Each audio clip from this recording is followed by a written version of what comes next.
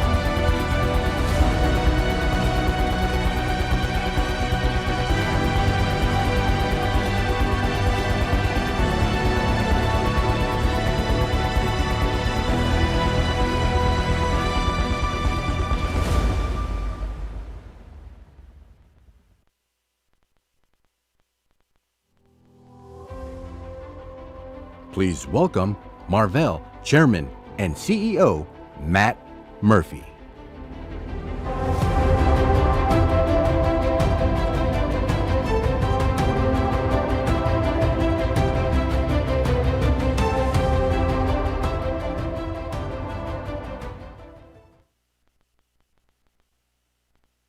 It's great to be here to kick off day one at COMPUTEX, and it's great to be back here in Taiwan. You know, the first time I came here was nearly 30 years ago. It was my first business trip to Asia. And I remember back then visiting some of the key technology companies here at the time. Many of them were still young, small companies, emerging companies. And today, those same companies have become the most important technology leaders in the world. Now, I've had the opportunity to come back many times and see Taiwan continue to grow in importance as one of the world's leading technology centers. And today, so much of the future of AI infrastructure is being built right here.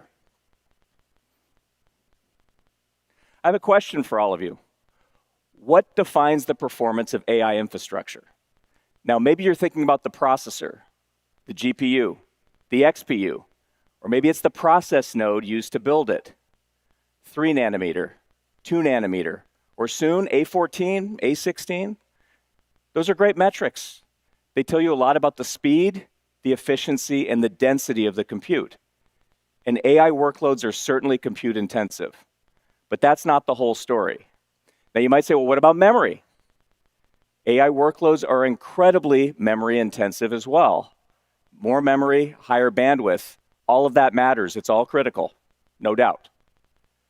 But that's still not the defining characteristic of the system. Because one processor, no matter how fast it is, no matter how much memory it has attached to it, is simply not enough for today's AI workloads. You need tens of thousands and eventually millions of processors working together as a single massive compute engine. That's why computing at this scale is fundamentally a connectivity challenge. And increasingly, it is the architecture and characteristics of connectivity that defines the performance of the system. Now look, we've seen incredible breakthroughs in accelerated computing, and we've seen the emergence of high bandwidth memory to meet the AI challenge. But I'm here to tell you the next major wave of innovation and scale will come from the underlying connectivity of these systems. And as those connections move from copper to optical, they will unlock new architectural possibilities. So today I'm going to explain why connectivity is becoming one of the defining characteristics and challenges of the AI era, and why this technology transition matters to optics. Now, this isn't something far out in the future. It's happening right now, this year, next year. We're in the ramp. And at Marvell, we've been preparing for this moment for nearly a decade. We built the company very deliberately around the infrastructure required to move data at massive scale. And to understand why we made that bet, let's go back in time, 10 years ago when I joined Marvell as a CEO. So prior to Marvell, I spent 22 years at one company, Maxim Integrated Products, which was a leading analog semiconductor company.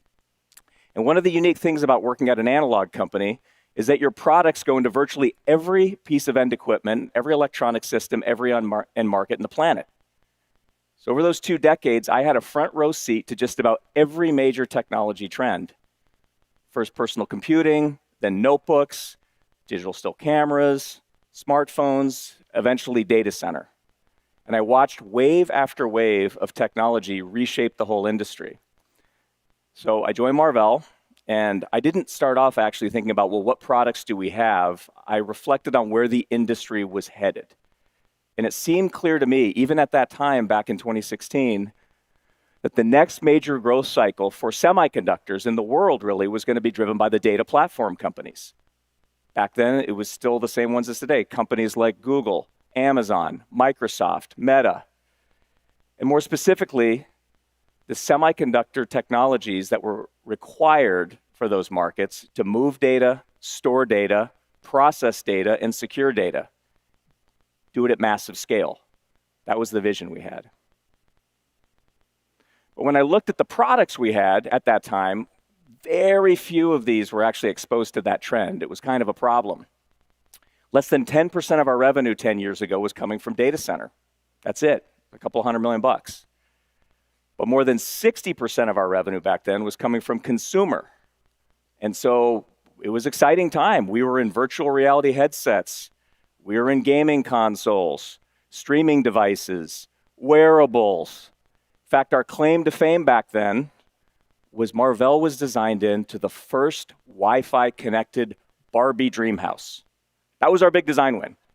It was real. In fact, the first week I was at Marvell, the team briefed me on what a great design win this was.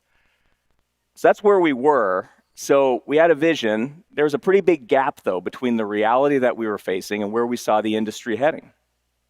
But we had conviction. So we decided to bet the whole future of Marvell on it. So to do that, we needed a clear vision. And our vision at that time was pretty simple. And by the way, this is still the same vision that we have today, 10 years later, which is build a best-in-class, pure-play company focused on semiconductor solutions for data infrastructure. Now, at that time, data infrastructure was not a recognized market category. It was the term that we used to describe the infrastructure that was going to be required to move the world's data, store the world's data, process the world's data, and secure it. But like I said, we were not in that business yet. And frankly, we didn't even have a lot to work with as we went after it. We had some. So my team and I came to a conclusion, which is that we would need to build these capabilities internally, and others we would need to build through strategic M&A. And we had to get focused, because when you're transforming, it's not just deciding about what you're going to do, it's equally important to decide what you are not going to do. So with that strategy in place, we got to work. We began systematically building Marvell around that vision. And it wasn't just one move. There was a series of deliberate choices. We looked for the premium assets in the markets that mattered the most, the best companies, best technologies, the best teams with the strongest market positions. Now, we first started by divesting businesses that weren't aligned with our strategy. You can see some of those there. Then very quickly, we acquired Cavium to strengthen our compute and networking capabilities. That was back in 2018. 2019, we divested our Wi-Fi business. Again, we were focusing. But we acquired Avera to establish our custom silicon business, and then Aquantia to bolster our connectivity portfolio. In 2021, we followed all that up by acquiring Inphi for $10 billion. It was our largest acquisition to date, and we got world-class data center connectivity technology into the company through that. And we acquired Innovium the same year, adding high-end data center switching capability to the portfolio. So then we took a break. We took a few years to digest and focused on unifying and building out our whole technology platform to address the data infrastructure opportunity. But over the last 12 months, we fired up the M&A engine again. We divested our automotive Ethernet business, again, power of focus, and acquired Celestial AI for its photonic fabric technology and XConn for scale-up switching. So if you add it all up, over the last decade, we've invested roughly $22.5 billion through acquisitions. We spent $18 billion organically inside of Marvell to develop the platform, and then we divested approximately $4.5 billion worth of assets. So all in, we've invested roughly $36 billion investing in this platform. Now, let me show you the result of some of these investments. First of all, we have built an incredible technology platform, and it all starts with the advanced process node. It's one of the most important decisions we made, actually, was to become a process node leader. Now, Marvell, Cavium, and some of the companies we acquired had all been fast followers, meaning you're like a node or two behind on everything you do. And that's largely a result of just not having enough scale. That's usually why people do that. But as we integrated these businesses, we made the decision that if we're going to compete in data infrastructure, we had to be at the absolute leading edge. No choice. Now, here's a little known fact. Marvell skipped 7 nanometer completely. We made a full node jump at that time from 14 and 16 nanometer all the way to 5. I mean, nobody does this. Nobody takes that kind of a risk or a bet, but we did, and it worked. It worked really well, flawlessly, actually. Our engineering team did an outstanding job executing this transformation. So in early 2020, we released our first world-class IP platform, complete with die-to-die interfaces, custom SRAM, high-speed SerDes, and more. Now, SerDes is a good example of how we built this platform.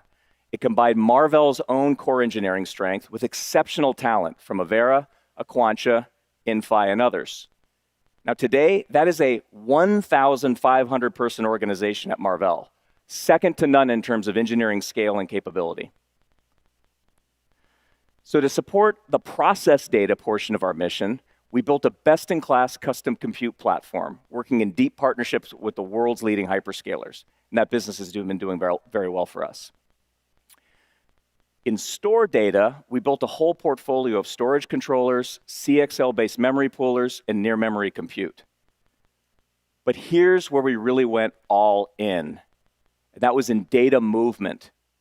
And this is where our high-speed connectivity portfolio, and when you look at Marvell's data center business today, the vast majority of our revenue actually comes from connectivity. From high-speed optical interconnect inside the data center to long-reach optics between data centers to high-speed switching infrastructure. So today, we are the undisputed connectivity leader. And when you step back and look at what we built and where the market ultimately went, I think the results speak for themselves. So back in 2016, Marvell was a $2.3 billion company. As we embarked on the transformation, actually in the first 5 years, we doubled the company, $4.5 billion in revenue. Over the next 5 years, our growth accelerated. And according to consensus estimates on Wall Street for the current year we're in, we're set to grow about 2.5 times over the last 5 years to $11.4 billion. But in the recent couple of years, if you actually drill down, Marvell has been growing like 40% a year. So the growth rate is actually accelerating in the last few years. So at this point, Marvell is off to the races, okay? And based on the outlook that we shared in our earnings call last week, consensus estimates have come up and they expect us now to deliver $16.4 billion in revenue next year. So as I said earlier, when we started this journey, data center represented less than 10% of our revenue, and we bet the farm on it. Last quarter, it was over 75% of our revenue and growing very rapidly. So this is a very different company than we used to be, and the thesis is largely played out. But we're still in the early innings of this infrastructure build-out. The next phase is all in front of us. It'll have a different set of requirements, and that brings us back to connectivity. So for the past several years, as AI has created new demands on the infrastructure, we've seen the industry solve one major bottleneck after another. And first, it was compute. And the industry needed dramatically more compute to enable modern AI. And NVIDIA did an incredible job leading that revolution, and along the way became the world's first $5 trillion market cap company. Congratulations to Jensen and his whole team that's here. It's just a phenomenal result.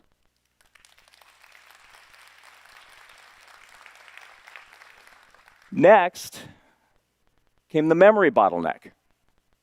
Larger models required enormous amounts of memory and bandwidth, and the memory companies are scaling aggressively now to meet that demand. And just recently, we've seen 3 new $1 trillion market cap companies emerge in that market. But the bottleneck is shifting again. Now it's connectivity that will define the limits of the infrastructure, just like with compute and memory. The industry will rally to meet this challenge. Now, this isn't just me saying this. This is what we're hearing from our largest customers. The world's largest hyperscalers are now reimagining their entire network architectures. They recognize that scaling AI infrastructure is now, first and foremost, a connectivity challenge. As reasoning models, mixture of experts architectures, agentic AI, it all continues to evolve, more data has to move across the infrastructure, demanding higher bandwidth and lower latency. And as workloads no longer fit within one data center, guess what? They need to build larger data centers or full campuses full of data centers and all the high-speed connectivity between them. Thus, the connectivity becomes a critical enabler of scaling compute. And increasingly, our customers recognize that optics is the way forward. And they're looking to leaders like Marvell to help them build larger, faster networks and at scale. So when you look across the semiconductor industry at the leading companies supporting this infrastructure build out, it becomes clear each of us is focused on a different part of the infrastructure. And that shows up in the revenue mix. Some of the companies are compute first. It means the vast majority of their revenue is tied to compute, with some of it tied to connectivity, but most of it's compute. And it's obviously a critical part of the stack, and that's why we have several trillion-dollar plus companies in this group. Then you have the companies focused on memory, and again, all trillion-dollar market cap companies at this point. It's unbelievable. And then you have Marvell. We're different, we're unique. Today, the vast majority of our revenue actually comes from connectivity. So we built this company around data movement. And today, the vast majority of our revenue comes actually from connectivity. Now, this spans a broad range of technologies. And even the portion of our revenue that's from compute, which you can see, is fundamentally because customers embed our connectivity in their compute engines. So this gives us a unique position and perspective on these technology transitions that are happening. And it creates a very different relationship that we can have with the rest of the ecosystem. We partner deeply with the compute companies. We partner deeply with the memory companies. These are very strategic relationships. And in many ways, we are the Switzerland of the industry, and we work with everybody. Now, one of the best examples of the role that Marvell plays in this ecosystem is the recently announced strategic partnership and expansion with NVIDIA. And as part of this announcement that we made a few months back, NVIDIA invested $2 billion into Marvell. And we're expanding our partnership now across multiple dimensions, including optics, photonics, NVLink Fusion. And I'm thrilled to announce that Jensen himself is here today. He's going to join me on stage. We're going to spend a few minutes chatting about the partnership, and we're going to see where AI infrastructure goes from here. So with that, let me please welcome to the stage Jensen Huang.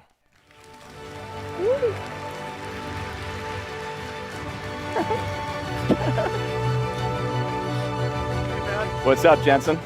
How you doing? Boy, that's a huge stage. Good I to had run a long ways. Are you out of breath? You okay? I know. Let's fire up. Good to see you. 大家好. There you Nice to go. see you. Yeah. Congrats on a great kickoff yesterday, GTC. You guys are off to the races this week. Thank you.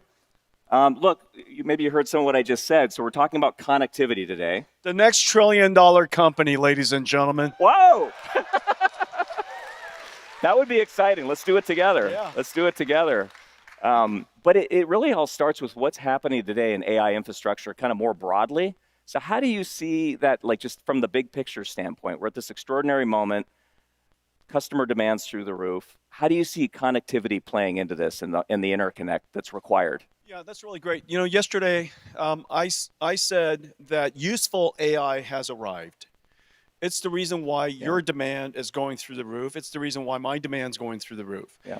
And this new computing pattern that makes it possible is called agents. And these agents has a particular computing platform, a computing pattern that is disaggregated and distributed. Mm-hmm. When you take a computing problem and you disaggregate it into a lot of parts and you distribute it across the entire data center, what's necessary is connectivity. That's the reason why Matt's doing so well. That's the reason why Marvell is so essential. We've distributed and disaggregated computing so that it runs across these enormous clusters so that we could get, we're aggregating the total compute, the total memory, the total bandwidth that we have. And what makes it possible is connectivity. Yeah, we're seeing it. And then as That's you think why about, they're going to be the next trillion-dollar company. We got a little work to do, but we're on our way. We're on our way. Thank you, Jensen. Well, let's talk about scale. I mean, we used to talk about tens of GPUs and CPUs and XPUs connected, now thousands, now maybe millions at some point. So as you scale the compute and you scale the connectivity, I think we talked about things like agents, but how do you think about that, across data centers, within data centers? How do you think about connectivity at large playing that role? And what kinds of technologies do you think are important there? Well, at the foundation of it, the agent computing pattern requires an orchestration system that allows the large language models, the computing, to be able to think and reason and come up with plans. But it also has to use tools and browse the internet, access memory, access long-term memory, deal with short-term working memory. All of that requires a lot of connectivity. But it's also the case, and if you look at the way we introduced Vera Rubin, Hopper was designed for training. Yeah. Grace Blackwell introduced NVLink 72, our first scale-up fabric. It introduced the idea of extremely fast inference for MOE models that are very large, mixture of expert models that are extremely large. And so Grace Blackwell was for inference. Vera Rubin is to run agents, which is the reason why the Vera Rubin system includes, of course, the Vera Rubin thinking AI, but it also includes Vera CPUs for orchestration. It includes Vera CX for storage acceleration, for managing long-term memory. And the way that I think about these systems, sometimes maybe the CSP wants to design their own custom chip. And between us, we also partner together on NVLink Fusion, which makes it possible for you to use the same system architecture and with Vera Rubin inside, some of your semi-custom chips, a lot of your interconnect, silicon photonics and optics and technology such, and we can create essentially a disaggregated, distributed, and heterogeneous data center. And so that's the big idea. Yeah. And yet their system architecture is identical. Their networking technology can leverage a lot of NVIDIA stack. The CPU could be Vera, and yet it can leverage a lot of your stack. So NVLink Fusion is about taking NVIDIA's technology and our platforms, Marvell's technologies and we fuse it. That's why it's called Fusion. Yeah. No, I think about the partnership, and we've been working together a long time. I think memorializing it with the investment, which we really appreciate. I think it's been huge for us. We're honored to have it. Who doesn't love making money? It's nice to give. It's done well since you invested. Boy. So, when Jensen invests, I love just follow getting him. rich. Just follow him.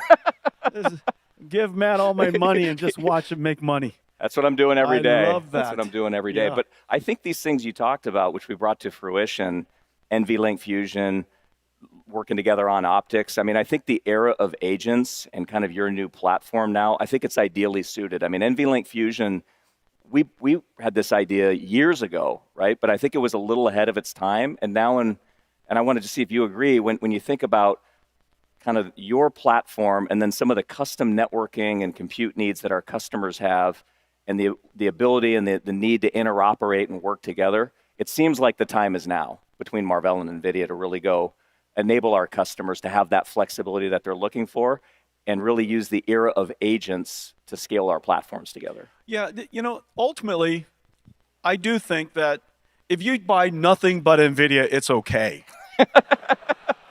Okay? I mean, if you absolutely must design your own ASICs, we're still happy having NVIDIA be inside that data center. And so, you don't have to buy everything from us. Just buy something from us.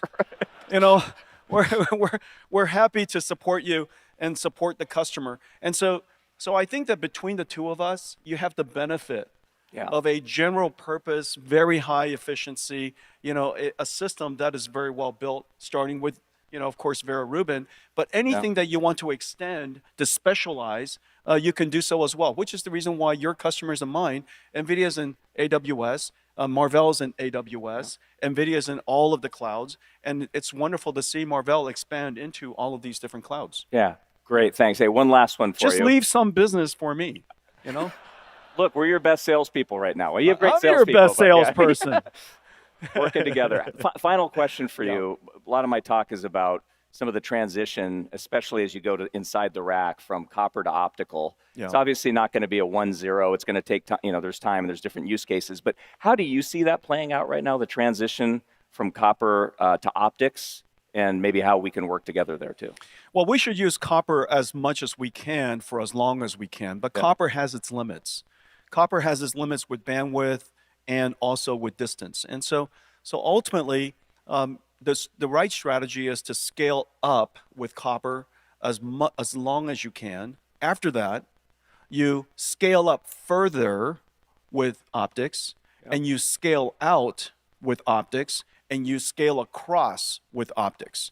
And so you use optics wherever you must. You use copper wherever you can. And so I think that intersection is going to continue for a long time. Here's the bottom line is, in the next 5-10 years, we're going to use a ton of copper, and we're going to use tons and tons of optics. And so these data centers are part of infrastructure now. And the reason why I say that AI is now useful AI has arrived, is because now AI is profitable and tokens are profitable. When token production is profitable, everybody wants to make more tokens, which is the reason why, Marvell's demand is so high, our demand is so high, because everybody wants to produce more tokens because it's used all over the place by agents. Yeah, absolutely. Well, I think you touched on a bunch of things I'm going to cover later. If you want to do the rest of my presentation, you can. Yeah, so ladies and gentlemen. These beautiful slides, Hey, Matt, just sit right there. I'll be. Yeah, you take it from here. All right, Jensen Wong. All right, good guys. to see you, brother. All right, take care. Okay, guys, thank you. Thank you, Jensen. Bye, Marvell. Bye, Marvell. All right, outstanding. Super fun to have Jensen here, as always. All right, so we've been talking a lot about connectivity. Jensen and I just covered this, so let's dive in now, right? Let's go one level deeper. So AI infrastructure spans every distance. It spans from hundreds or even 1,000 kilometers between data centers to just millimeters inside the package. Every one of those distances, it requires a different solution. It's a different technology, different engineering team. It's a completely different set of experts. And in many cases, it's a different supply chain. So these are not variations of the same problem. What you have here is fundamentally different engineering challenges, and that's what we're going to walk through next. All right, so let's start with the longest distance. Jensen referred to this. This is scale across, connecting data centers together. Now, every major cloud provider has hundreds of data centers around the world. And all of those data centers need to communicate with each other. This is fundamentally a long-distance connectivity problem. We're talking about links that can span hundreds or even 1,000 kilometers. This requires very specific, very complex technology called coherent modulation. And at the heart of it is a specialized digital signal processor, or DSP. It's designed to push enormous amounts of data across fiber optic cables over very long distances with extremely high reliability. There's only a few companies in the world that build these coherent DSPs, and we're one of them. Marvell has been a leader in this technology for many generations. We build optical modules that contain all the electronics needed to drive and modulate the laser and transmit data over long distances. So I've got a little show and tell here in my pocket. I'm not holding up a chip this time, I'm holding up an optical module. This is one of our coherent optical modules. This is an incredibly complex piece of engineering. At Marvell, we build the entire module. This is ours. It includes the advanced node CMOS DSP. It's among the most complex chips, just the DSP alone, that we design at Marvell. But it also incorporates inside our 4th generation silicon photonics technology. That's inside here. And we've been developing that technology and in production for a decade on silicon photonics. It also includes our own broadband analog components that we designed, which is designed in silicon germanium. So Marvell pioneered this technology starting with 100 gigabits per second a decade ago, then moving to 400 gig, and now shipping 800 gig in volume. And later this year, we'll be sampling the world's first 1.6 terabit 2 nanometer coherent optical solution. And that couldn't come at a better time. Demand for bandwidth has never been greater. All right, now let's go inside the data center. So these data centers can be very large, spanning hundreds of meters, and they contain racks and racks of compute servers. Now each rack typically has a switch at the top with servers connected into that switch. Those rack level switches connect to the spine and then the core switches. This creates the networked fabric that ties the entire data center together. And all of that is connected through fiber optic cables. Now, once again, optical modules drive data transmission over those fiber optic cables. But this time, the modulation scheme is different.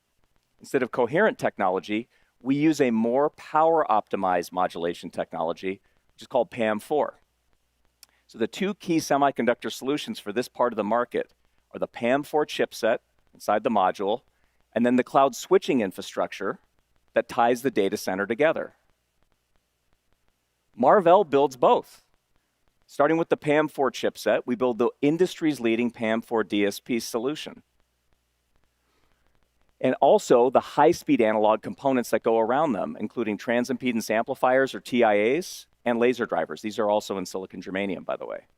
And we've led the industry through every major transition of PAM technology, starting at 50 gig, 100 gig, 200, 400, and 800. Then last year, we began ramping Marvell's 1.6T 3-nanometer PAM4 solutions, leading the industry's transition to 1.6T connectivity. Now, for Ethernet switching, Marvell has a similarly complete portfolio of products, from 12.8 terabits to 51.2 terabits. And today, we announced our new 100T Ethernet switch, specifically designed for AI data centers with the industry's lowest power. Woo! Special announcement for COMPUTEX. We waited. So you put it all together, we provide a complete solution for connectivity inside the data center. Now let's move inside the rack. The goal here is to connect the largest possible number of processors together in a full any-to-any configuration. In other words, every processor can communicate directly with every other processor. And Jensen talked about this. The first company to bring this architecture to market was NVIDIA with NVL72. Named for the 72 GPUs connected together inside a single rack. And this required a completely different approach to connectivity. It was a different class of switch and the ability to drive very high-speed signals over copper backplanes inside the rack. So today, this is not the domain of optics. This is the domain of copper. And the core differentiator here is the electrical SerDes technology, not the optical. Now, Marvell also has leading electrical SerDes at 200 gigabits per second today. And we've demonstrated already over the last couple of years, 400 gigabits per second for the future. So we're building this SerDes technology into our customers' custom silicon and their XPUs, and also into our own scale-up switches. All right, now let's go all the way inside the package. Here we're not talking about meters anymore, we're talking about millimeters. And you might not actually think about this as a connectivity challenge, but today, most advanced chips have multiple chiplets inside the package. So when you have 2.5D or 3D packaging, it's fundamentally a connectivity technology, actually. And it allows these chiplets to sit very close together inside a package and communicate through ultra-high-speed, short-reach die-to-die interfaces. Now, Marvell has leading die-to-die SerDes and leading capability in advanced packaging, allowing our customers to build some of the most complex, unique multi-die chips in the industry. So as you can see, connectivity for AI data centers requires a very broad portfolio of technologies. Each distance requires a very different solution. And Marvell has the industry's most complete portfolio, from millimeters to kilometers, every hop, every distance. And it turns out having all of those capabilities under one roof is unusual. It's unique. When we go and compete, normally there's a different set of companies that we compete against in each one of these categories across these different distances. But this is what makes us unique. We're the one-stop shop. We're the leader across the entire connectivity stack. And that brings us to the next major challenge facing the industry. So what you probably notice as I describe these different solutions in the last couple of slides is there's different solutions for different distances, and that some of those connections today are optical and some of those connections today are electrical. And it's actually defined by distance. And so the connections on the left side of this chart are optical today. That means they use fiber optic cables to transmit light with complex electronics on either side of the cable to drive and modulate the laser that's transmitting that light. The connections on the right side of this are electrical. So they use copper cables or just copper traces that are printed on the circuit board, or even microscopic copper routing inside the package. So the common theme here is copper. And in the middle, you see the wall, the copper wall. And the wall is defined by the longest distance you can transmit a signal over copper. So before you have to move to an optical connection. So this is an important distinction because copper is simple and it's low cost. And as Jensen said, you want to use it for as long as you can. It's very practical. But optics is more complicated. It requires lasers, photonics, complex electronics. So it's a bigger lift, but it's going to be needed. And the copper wall, what I'm here to tell you today, is it's about to move. It's going to move again, and it's going to take over the rack itself. So this is creating an explosion in demand for the optical industry. And incredibly complex engineering challenges are coming and along the way. So why is this happening? So it's not just somebody's preference to go do this. This is physics. The distance a signal can travel over a copper cable is inversely proportional to the bandwidth. So every time you double the bandwidth, you have to cut the distance in half. Today, the highest speed production systems in the world run at 200 gigabits per second per lane, just to give you an example. So at that bandwidth, the cable length is limited to roughly 2.5 meters. Now, by comparison, systems running at 100 gig could use about 5-meter cables.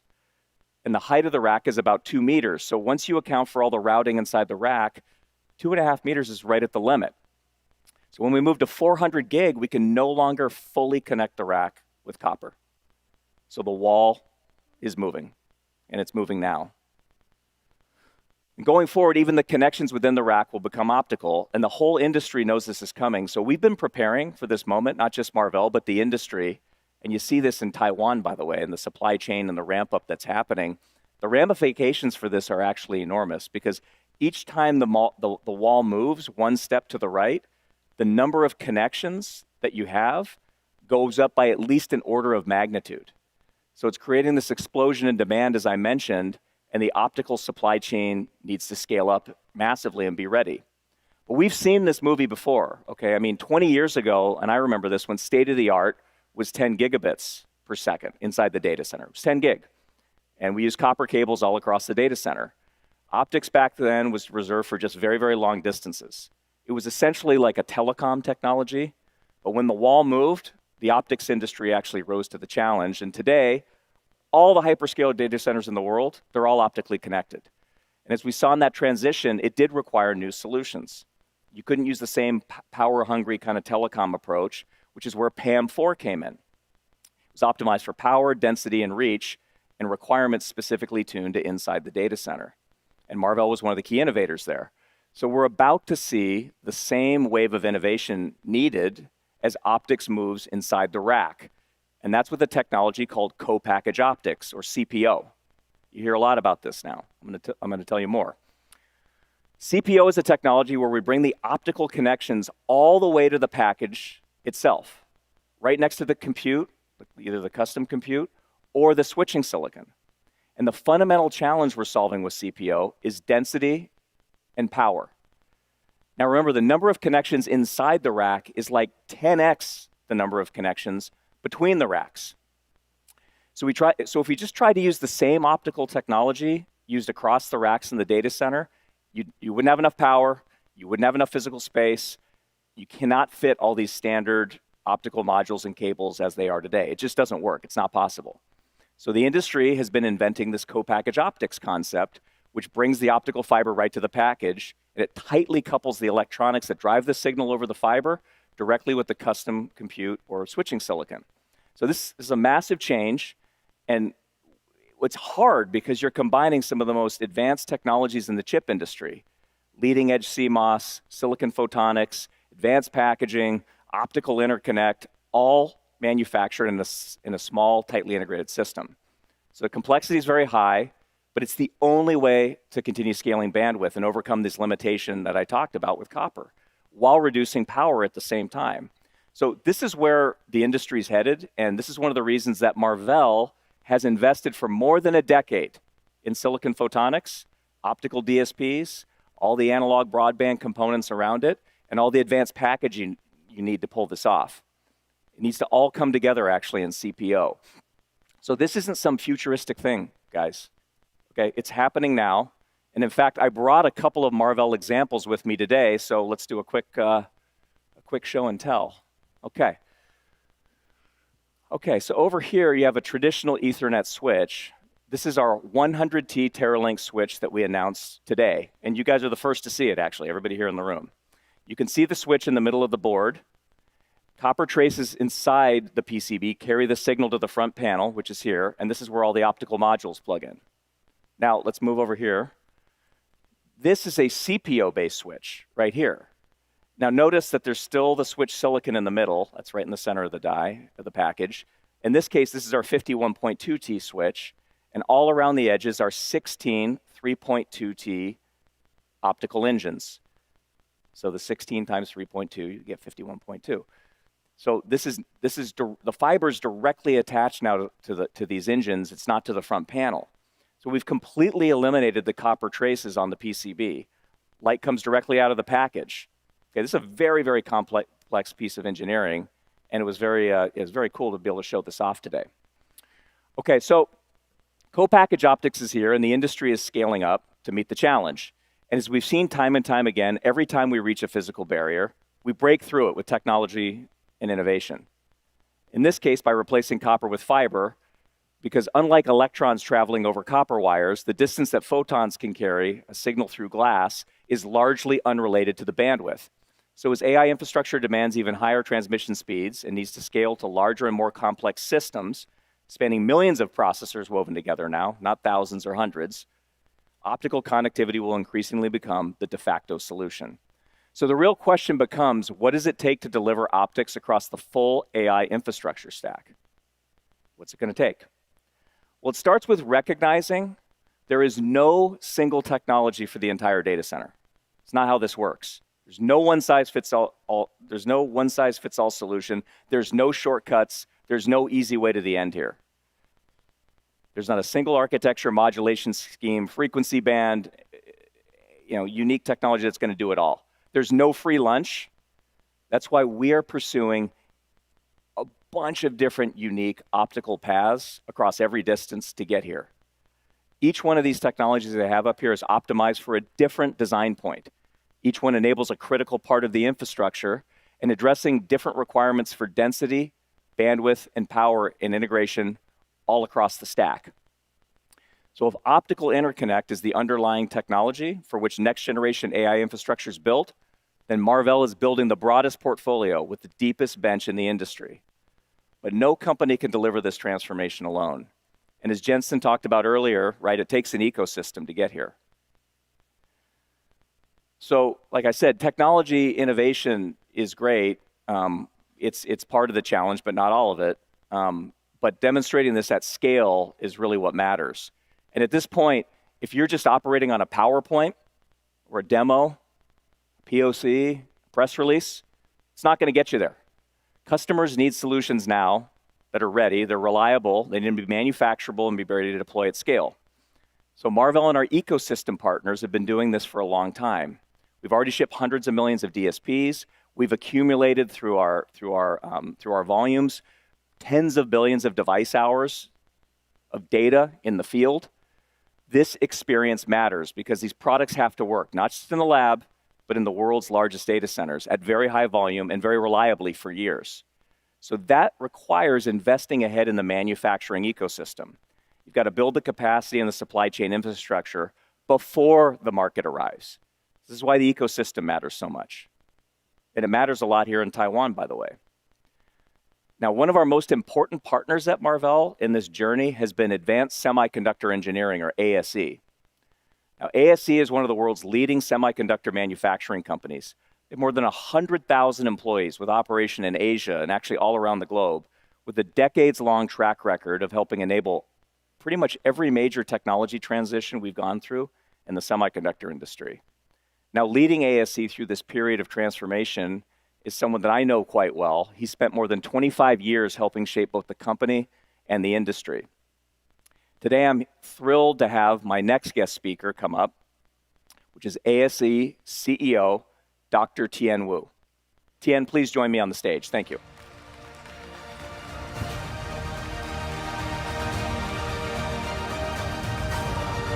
Hey. Tien, how are you? Thank you for inviting me to COMPUTEX. Great to see you. Yeah. It's an honor to have you on stage with us. Well, it's my honor. Look, we've been working together a long Yeah. time. And, when I became the CEO, we had a set of ambitions. We talked to a lot of our suppliers. I've known you even before I was the Marvell CEO, when I was an executive back at Maxim, and we worked together there. But part of what, and maybe explain to the audience too, that sometimes people don't realize is that as a key supplier into this ecosystem, you have to make bets. Right? You got to make bets on the companies you work with. You got to make bets on who you think is going to be successful. And we really appreciate that ASE bet on Marvell very early. And we've seen great success actually based on that. But I'm just curious if you could share your perspective maybe on where Marvell was, what your thought process is, and then where are we today in our journey together? So it'd be great to hear from you, Tien. Thank you. I think the best way to describe this is a gradual process. The first decision was not difficult. Marvell, fabulous company, has a very good reputation, has gone through a lot of transition. So the track record of Marvell has already been there. The product set was a little bit obsolete at the time when you joined. So the first one is the business model needs to be aligned. Taiwan, ASE, is in the manufacturing sector. So we're looking for bet, not only on betting on your success, we're also betting on somebody who can provide the insight for the next generation architecture and also the technology requirement. As you know, the Taiwan company invest infrastructure and capex 10 years ahead of time, big bet. We're only counting on whatever capacity we put it in will be needed and will be utilized. Right. That's how we make money. Right. So betting on company that we believe will give us very good insight well into the future becomes very important. So that's how the decision was made at the very beginning. And for the last 10 years, I'm just really happy. Everything that we talk about, it was a dream 10 years ago. It was a dream. And today, we are going to ship it. And you just mentioned that you're going to have 40% growth for the next few years. I believe you're going to beat that. Right. So we're busy now preparing the capacity for you. Yes. We also appreciate that over the last 10 years, we have gone through a lot of strategic discussion, right? You make commitment to us, we make investment for you, and over time, we're going to produce more of your parts. I think that's the really a short story for how that decision was come. Yeah, no, it's been a great story. Maybe one more for you. The ecosystem here in Taiwan is so unique. And like you said, it takes like a decade of investment before you really can see the return. And there's just such a power that's happening here. How do you describe it to people here? And also there's a lot of people around the world watching. And then what makes it possible here? Why is it unique? And then what also makes it difficult to replicate this in the rest of the world? And Okay. but at the same time, there's globalization. So how do we think about those dynamics? I think that'd be an interesting one. I think the reason why you're asking the question is there's a lot of competing forces and also uncertainty across the world. So I think my belief is any business needs to have vision as well as long-term alignment on value. So in the business model, the whole Taiwan sector is built on capacity utilization and also innovation and technology investment way ahead of the curve. That's what Taiwan's value. So with the fabulous company or with specific IDM company, that business model aligns. Beneath that will be the economy of scale. Taiwan accumulated 40 years based on the PC transition to the wireless, to the mobile computing, to the data center. Now we're into HPC. So that 40 years of experience accumulated 350,000 semiconductor employees, also accumulated 1.1 million high-tech employees, and many of them are here.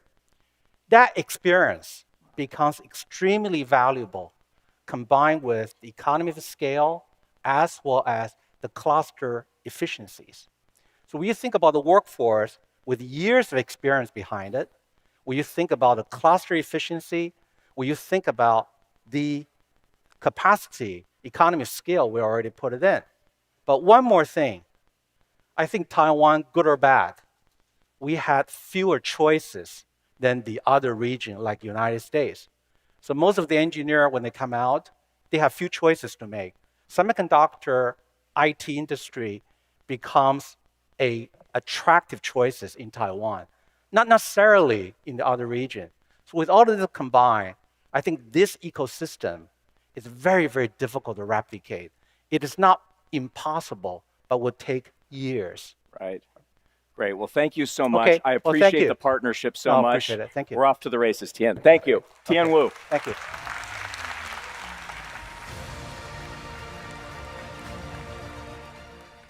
Okay. So, like we said, the future of AI data centers is all optically connected infrastructure. And you heard him say it, right? This is going to drive a tidal wave of growth, innovation that's needed in scale and manufacturing. But what does that inevitable future actually look like? I mean, if you just take a step back for a minute and you actually don't think about right now, think about 10 years in the future. And it's a world where a lot of the copper connections are gone. And just think about a world where data transmission now at some point is all optical. This is a world where then distance doesn't matter actually. And that's a profound change. Servers, racks, and overall data center architectures today have all been designed around the constraints of distance. And software workloads actually have also been optimized around those same constraints. But what if distance no longer matters? How might the architecture itself change? And what new capabilities become possible when the infrastructure is no longer constrained by distance? So let's start with the scale-up network in the rack. As we discussed earlier, this is where we can connect the largest possible number of processors together in a full any-to-any configuration. Now, in the past, the size of this domain was limited by the length of the copper connection, but with optics, distance doesn't matter. So now we can change the size of the scale-up domain from 72 or 144 XPUs or GPUs to 1,000 or more, all optically interconnected. The implications for workloads are enormous. Today, AI workloads must be broken down into smaller subproblems that fit within the scale-up cluster, because communicating outside the cluster today is slower, at much lower bandwidth. But optically interconnected systems can manage workloads on an order of magnitude larger. And it does not stop there, by the way. What happens when the optical connectivity comes inside the server itself? Modern AI servers are composed of a certain number of CPUs, XPUs, memory, and network interfaces. And the reason they're all in the same system is because of distance. The CPUs and XPUs need to access memory at very, very high bandwidth, which means they need to sit right next to each other on the board, with copper traces serving as the connections between them. But in a future where these connections are all optical, distance actually doesn't matter. You can imagine a completely disaggregated architecture. XPUs in one system, memory in another, agentic CPUs in another, which unlocks another possibility. In today's systems, the ratio of CPU and XPU or GPU, it's fixed. So these ratios have to be defined at the time the system is built and deployed. But no two workloads require exactly the same ratio. Jensen talked about this actually, which means at any given time, some portion of the computer memory could be underutilized for a given workload. That costs money. But once we decompose the system into separate pools of compute memory, and they're all optically interconnected, we can then decompose dedicated systems on the fly, which are then optimized for whatever the workload is. So imagine future data centers, a globally optically interconnected data infrastructure. These rigid boundaries we have today in the systems we have, they begin to disappear. Compute can now be pooled. Memory can be pooled. And infrastructure can be composed dynamically at scale. For the first time, architects can begin designing AI systems around the needs of the model, not around the limits of the interconnect. So this is where AI infrastructure is headed. It's a data center without distance, where compute, memory, networking, and photonics operate as one unified system, where millions of resources across the data center can work together as if they were one machine. An architecture defined by the needs of the workload, not the limits of the connectivity. We believe this is the next era of computing infrastructure, and Marvell is helping build the connectivity foundation that will make all this possible. Thank you very much for your time today.